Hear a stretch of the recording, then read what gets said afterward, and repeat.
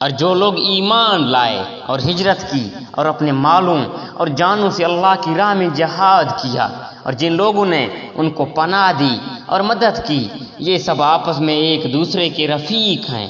اور جو ایمان تو لائے ہیں لیکن ہجرت نہیں کی، تمہارے لیے ان کی کچھ بھی رفاقت نہیں جب تک کہ وہ ہجرت نہ کریں۔